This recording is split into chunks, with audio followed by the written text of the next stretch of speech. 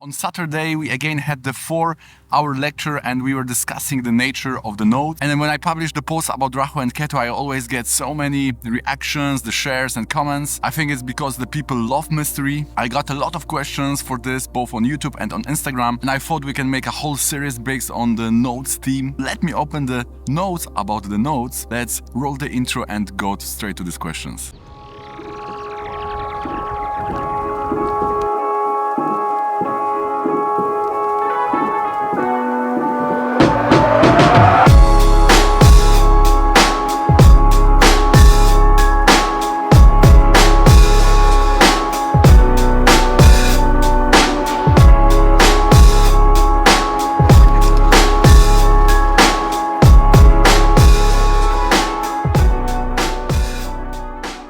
So the first question from Light Rima, we are starting a bit philosophical because here we have a question how the nodes can influence us if they are not the planets, they are only the mathematical points. I also remember one Western astrologer has given the interview to the radio in Poland, and basically she was asked the same question about the influence, and it was quite problematic, and she was referring to a theory that there is another dimension in which this impact is taking place, so our science is not yet developed. I would say it's a bit problematic. If we are opening the Vedic Shastras, we are more presented with the theory of the map. So there is this connection between the macro and micro, and we have to draw these parallel lines, and they are, we could say, built in the design. So in this modus, we have to go that either there is no miracle at all or the whole world is the miracle. And we can also recognize that the structures in the micro world,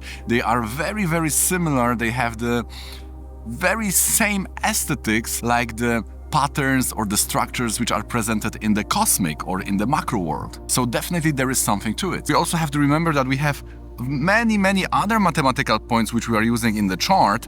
Like, for example, we have the upagrahas. Here the term is related to these lower planets, and they have a strong meaning and the interpretation part, and they are also fully based on these mathematical points. So we see that the part of us is in the material world, but we also have, according to the Vedic Shastra, the part of the self which is situated in the spiritual world. So now the question is how to get the information about the spiritual world using the material means, like things we can smell, touch, hear and see. So maybe let's try to get some stable reference point, maybe like the sun, or maybe even the better, let's take the stars as the reference points because they are the most stable. So in this way we are presented with this Nirjana zodiac, which is based on the star Chitra or Spica, and 180 degrees from this we are starting the zodiac with the first sign of Mesha or Aries. Next question is coming from Damien. How to interpret that there in some Vargas, the Rahu and Ketu, they are in the same sign, they are together. How to understand and what this means. So we could say that people are going bananas with an interpretation of the nodes. They are attaching very loose interpretation to their placement, and then they are opening the full psychological makeup based on these positions. And we also know that there is the symbol of Ouroboros from the Egypt mysticism tradition, which then was taken in the Hermetism and Gnosticism in the Middle Age. And this is very much connected to the symbolism of Rahu and Ketu, and the snake is eating its own tail. And in our tradition, we are taught that their coming together marks the point of liberation. So in the spiritual chart of the light and shadow, like D20, the Vimshamsa chart and the Trimshamsa chart, we can use those points and get additional information about how to get liberation through the spiritual sadhana and avoiding the weaknesses. If you are not on this advanced level, I was always thinking that if you have, for example, the Parivartana of their dispositor somehow, if there is any connection in the chart of the Rahu and Ketu, this can be quite dangerous for material resources, because there must be reason why they are 180 degrees apart from each other. So we can say that this coming together for these unprepared people, this can be related to like being involved in some channeling when you are entering this dark tamasic matter, and then this can cause some problems for you because this touch of shunya, of this tamasic void, it is very similar to a situation when you are visiting the graveyard and then for some time your mantras are turning ineffective. So we can find them together in the chart of D16 of comforts, D20 of spiritual sadhana, D30 of the shadow, and D40 and D45 of the paternal and maternal lineage. The next question is coming from WW.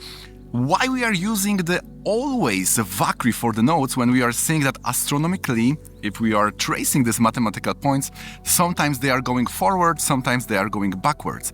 But in our school, we are using the always backwards mode. So we have these two types of setting, and before entering the serious analysis, we should agree on the settings, what to use. And these are coming from the different philosophical approaches. We know that this orbit of moon is tilted 5 degrees to the ecliptic, and therefore when this orbit is touching the ecliptic, we have the north and southern node, and the orbit is going every 18 years ago. Therefore, we have this full cycle of 18 years. But we are taking them as always retrograde based on the concept of Vakri or retrogression showing the past life.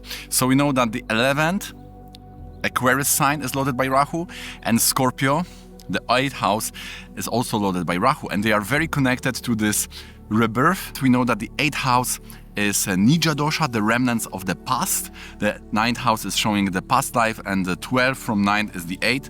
And the 11th house is also very strong connection to the soul. Therefore, if we take this assumption that this retrograde motion, this showing the strong chestabala, strong desires from past life, and the nodes are also showing that, then they are anyway mathematical points. Vakri retrograde motion is showing things from the past. The nodes, because on their philosophy, are showing always the past. Then our school, we are taking the settings, always retrograde motion. And yes, we are using that with very positive results. Okay guys, if you like this video so far, please don't forget to click the thumbs up. It really makes a difference. You can really help me with making this channel more popular, and others can also benefit from this knowledge. Also subscribe if you like to get notification about some more videos coming up in the future, and we are here publishing once or twice a week, so you don't want to miss the videos about Vedic astrology. And now let's go back to this video. The next question from LesCD about the best points for the nodes, sign-wise and house-wise. So they will answer about this Bhava position. So we know, definitely we are taught on this channel many times about the Marana Karakastana. This is the worst placement, which is showing like dying. For Rahu, it's the 9th house, and for Ketu, this will be the 4th house. What is the real answer to this? Take the opposite of Marana Karakastana, and then we get to know that the nodes are having very good time in the Trishadaya of 3rd, 6th, and 11. In the 3rd house, we will have this Ucha Bhava for Rahu because it's natural Gemini. And for Ketu, we have the 10th house, where he's giving a lot of energy and stamina and passion for work. And with this, we have this Digbala, also the directional strength for Ketu. The next question would be from Shubendu. How to know if the Rahu and Ketu are benefic or malefic in our chart? So we know that they are malefic, so at their core they will behave harsh or raw. This is the nature of the malefic, so we need to understand their function on this basic conceptual level, and then based on the position in the chart and also based on the ascendant, they can change their nature, and even they're still being harsh with you, they can start being your well-wishers. So this is just like policeman.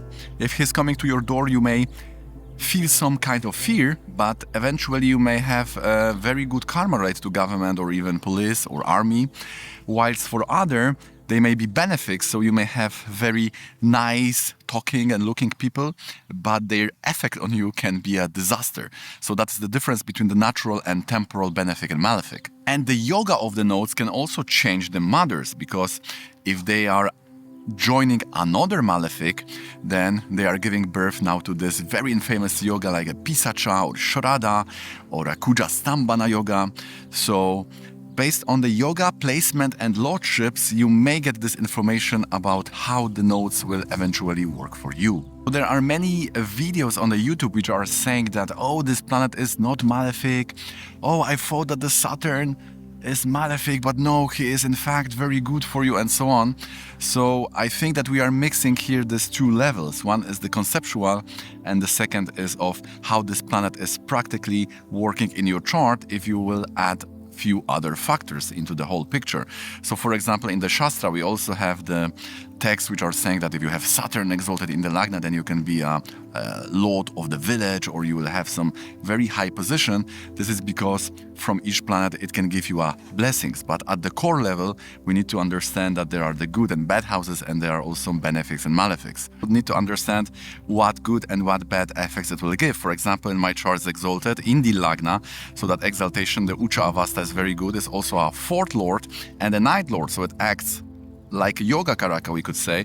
So also this is bringing these blessings of ninth house, of a higher knowledge coming from the foreign countries and blessing me with this exaltation. That's very good. But there's also this zero Digbala effect, which will be quite negative. So you have to combine all these forces, and then based on the other points in the chart, build the whole picture of prediction.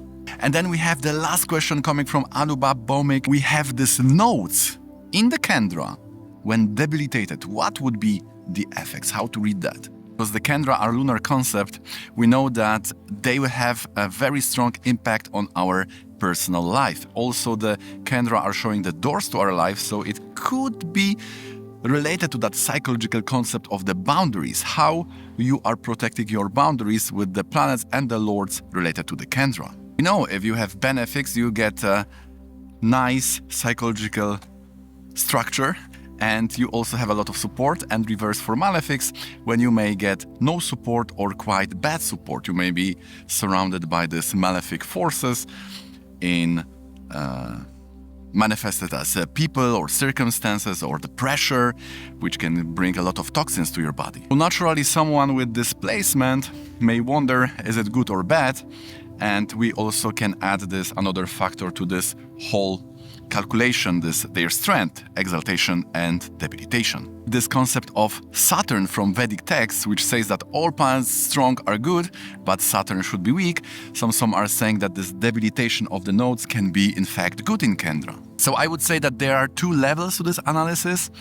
In general, we would say that yes, this level one is that nodes or malefics, when debilitated in the kendra, they are in fact bringing these material blessings, and reverse for strong malefics in kendra. Like for example, in Pandit Sanjay Rath, we have this Ketu exalted in 10th, Rahu exalted in 4th, so this can inspire the direction in more spiritual place. But also we get updated on the course by Pandit Sanjay Rath that there is this additional information, or this exception. When they are lording the kendra too, then it's good for them to be strong in the kendra.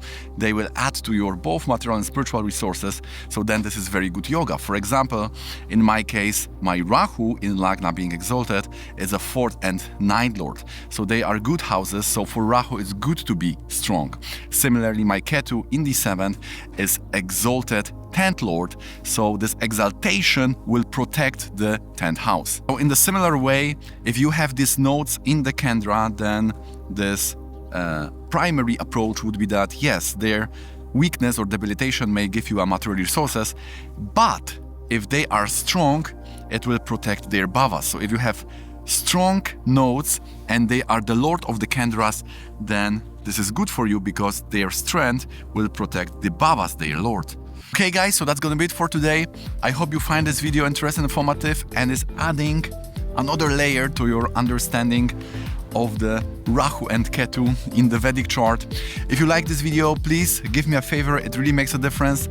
Click the thumbs up, subscribe if you would like to get notification about similar videos in the future. We are publishing here once or twice a week, so you don't want to miss those nice videos about Vedic astrology. And if you have any problem with interpretation of the nodes, or you would like to have your chart analyzed, the Rasi, Navamsha, Dashamsa, with all the yogas, the timing and the remedies, please hit me up with the email below and we can schedule the consultation for you. Thanks for watching till the end and being here with me on this channel, and see you in the next one.